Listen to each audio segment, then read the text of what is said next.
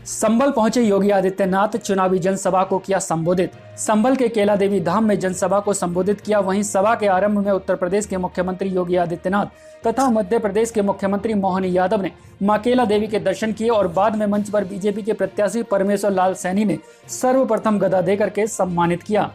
वहीं मंचासीन मोहन यादव ने सच्चा यदुवंशी वही है जो धर्म का कार्य करे। कांग्रेस और समाजवादी ये बोलते तो सब रहते हैं, लेकिन कभी किसी को मौका मिला तो किसी के मुंह से ये आवाज नहीं निकलती है कि उनके घर के अलावा भी किसी को मौका मिल जाए।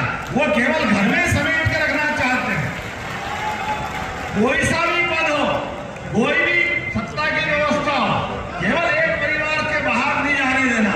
आप सच्चे और तो बताओ, ये क्या सबका साथ सबका विकास हुआ क्या? ये केवल वोट के लिए सारी चीज का उपयोग करेंगे, लेकिन वोट के बाद केवल एक परिवार का भरोसा करेंगे। मुझे तो बड़ा दुख भी हुआ मैंने जब सुना कि हमारे में से मैं एक बार पहले मैनपुरी में यहाँ फॉर्म भरवाने के लिए आया था, तो यहाँ से किसी बड़े नेता ने टिप्पणी करी, कौन मोहन यादव हम नहीं जानते। हाँ बिल्कुल, आप कैसे जानोगे साहब, आप तो एक ही परिवार को जानते, बाकी से क्या लेना देना है, आपकी इतनी छोटी दृष्टि है। अरे सच्चे यदुवंशी वो जो धर्म का काम करे। मैं तो बाबा जी को बधाई देना चाहूंगा, सच्चे अर्थ में बाबा जी ने हमारे सभी धर्म स्थल की चिंता की। जोरदार अभिनंदन करो। केला देवी हमारे अपने वंश की माता जी और उसकी चिंता बाबा जी कर रहे हैं। ये सबके साथ सबका विकास है। और अभी तो हम आगे बढ़े हैं। बाबा महाकाल का महालोक का आनंद आ गया, बाबा विश्वनाथ का आनंद बाबा जी ने कराया। अभी हमारे जमुना जी वाले बुला रहे हैं, बुला रहे के नहीं बुला रहे हैं, बोलो गोपाल कृष्ण भगवान की। वहीं योगी जी ने जनता को संबोधित करते हुए कहा कि अगले 2000 वर्ष के बाद कल की अवतार होने जा रहा है। उन्होंने कहा, प्रधानमंत्री को चमत्कारिक व्यक्तित्व है। पाकिस्तान को हमारे देश के बारे में कुछ भी करने से पहले सोचना पड़ता है।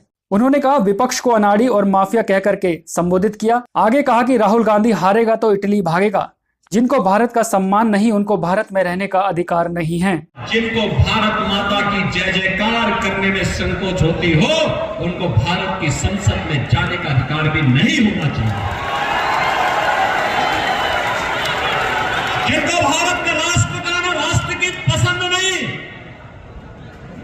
जिनको भारत का राष्ट्रगान और राष्ट्रगीत पसंद नहीं, जिनको भारत का संविधान पसंद नहीं, जो भारत माता के प्रति सम्मान का भाव नहीं रख सकते, भारत के विकसित भारत के बारे में जिनके मन में आदर का भाव नहीं है, उनको देश की संसद में ही नहीं बल्कि भारत की धरती पर भी रहने का अधिकार नहीं होना चाहिए।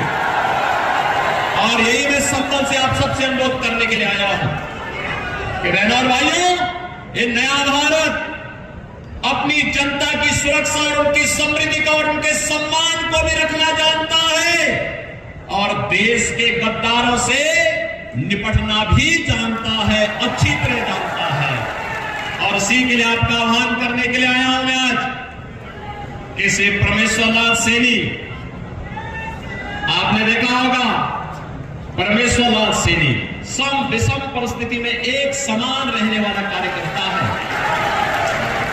सम विषम परिस्थितियों में, हार में या जीत में,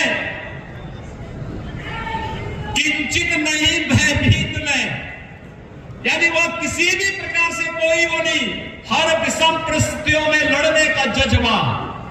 और फिर जब मां केला देवी का आशीर्वाद प्राप्त हो चुका है उनको, तो बहनों और भाइयों, आप सबका आशीर्वाद उन्हें प्राप्त होना चाहिए। हम तो आश्वानित हैं, इस बार परमेश्वर लाल सैनी का तिलक होगा, जरूर राज तिलक होगा। सहमत हैं? सहमत हैं? सभी लोग सहमत हैं? पीछे भी सड़क के उस पार भी मैं पूछना चाहता हूं, सभी लोग सहमत हैं ना? और भाइयों, चुनाव के लिए, अब प्रचार के लिए मात्र 3 दिन बाकी रह गए। ये 3 दिन के अंदर घर घर जाना होगा, घर घर जाना होगा। आपको जाएंगे? मेरे लिए जाएंगे? मोदी जी के लिए जाएंगे? डॉक्टर मोहन यादव जी मध्य प्रदेश से आए, उनके लिए जाएंगे? तो हमारा एक ही संदेश है, घर घर में कमल चुनाव चिन्ह खिलाने की आपको तैयारी करनी है। तैरेंगे? सभी लोग सहमत है ना? पीछे सड़क के उस पार भी देखो, आपको दिखाई नहीं दे रहा है लेकिन मुझे दिखाई दे रहा है, इसलिए मेरे साथ सब लोग बोलेंगे कमल चुनाव चिन्ह में। चुनाव के दिन सबसे पहला काम क्या? पहले मतदान, पहले मतदान। और ये बात देखना, पहले ही 3 घंटे में 50% वोटिंग होनी है। तैयार है? सभी लोग सहमत हैं? तो फिर मेरे साथ बोलेंगे भारत माता की, भारत माता की, भारत माता की जय श्री राम, जय जय श्री राम।